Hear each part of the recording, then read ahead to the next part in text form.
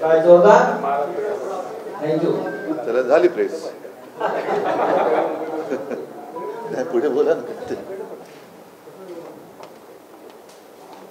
आम्हाला खात्री आहे की हे मशालेचं जे तेज आहे आणि आग आहे ती या लोकसभा निवडणुकीत त्या निमित्तानं महाराष्ट्राच्या घराघरात आणि कानाकोपऱ्यात पोहोचते।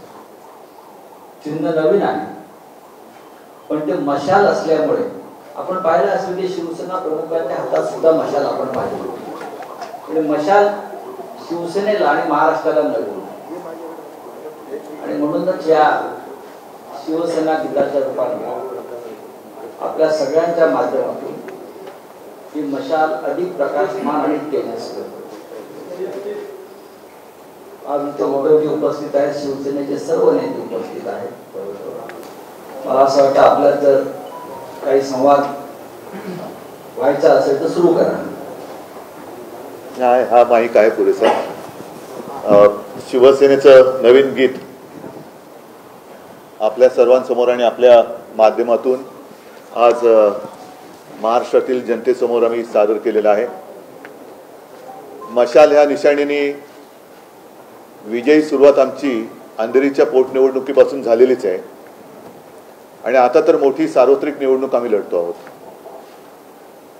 महाराष्ट्राच्या कानाकोपऱ्यामध्ये मशाल चिन्ह हे पोचलेलं आहेच आणि ही मशाल नुसते एक चिन्ह म्हणून नाही तर आत्ता जो काय सरकार विरुद्धचा असंतोष आहे तो या मशालीच्या रूपाने भडकणार आहे आणि त्याच्यामध्ये ही हुकुमशाही राजवट आणि जुमलेबाजी राजवट जाळून भस्म होईल हा मला आत्मविश्वास आहे।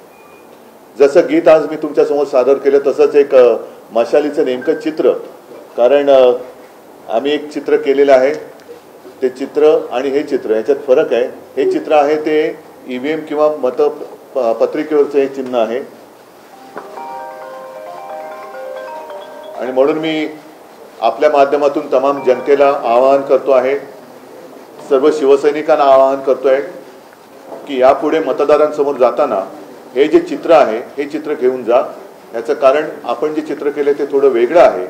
पुन्हा मतदानाच्या वेळेला या चिन्हात आणि त्या चिन्हामध्ये कुठेही गैरसमज होता कामा नये म्हणून हेच चिन्ह यापुढे प्रचार करताना सर्वांनी वापरावं अशी मी तमाम शिवसैनिकांना आणि महाविकास आघाडीच्या सर्व मित्रपक्षाच्या कार्यकर्त्यांना जिथे जिथे शिवसेनेचे उमेदवार आहेत तिथे हे चिन्ह वापरावं अशी मी विनंती करतो आहे।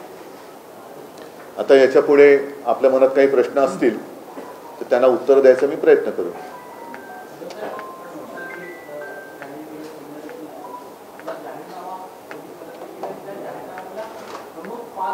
आधी मी पेपर फोडणार नाही, त्याच्यामुळे एक एक एक टप्प्याने आम्ही चाललेलो आहोत। साहजिकच आहे आपला दुसरा प्रश्न हाही आहे की संयुक्त सभा कधी होणार, तर त्याही बाबतीत मी तुम्हाला सांगितलेले की पहिलं आता एक जाहिरातीचं क्षेत्र आहे। जाहिरातीचं जे काही मटेरियल लागतं ते मी नीट आखतोय आणि ते झाल्यानंतर मग आमच्या संयुक्त सभा असतील, त्याचबरोबरीने एक संयुक्त वचननामा ज्याला आम्ही वचननामा म्हणतो किंवा जाहीरनामा तो सुद्धा एकदा जवळपास फायनल होत आलाय। तसं पाहिलं तर काँग्रेसचा राष्ट्रीय पक्ष आहे, त्यांनी संपूर्ण देशासाठी एक जाहीरनामा चांगला तयार केलेला आहे। त्यामध्ये महाराष्ट्रासाठी आणखीन काही वेगळ्या गोष्टी असतील तर त्याचा आम्ही समावेश करणार आहोत।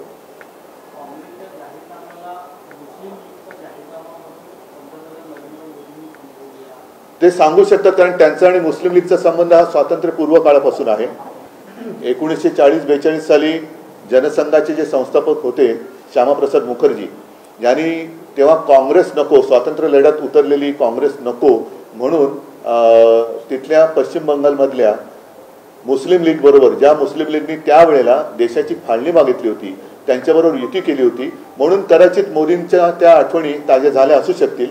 मुस्लिम लीग बद्दल तेव्हाच्या मोदीजींना जास्त माहिती असेल।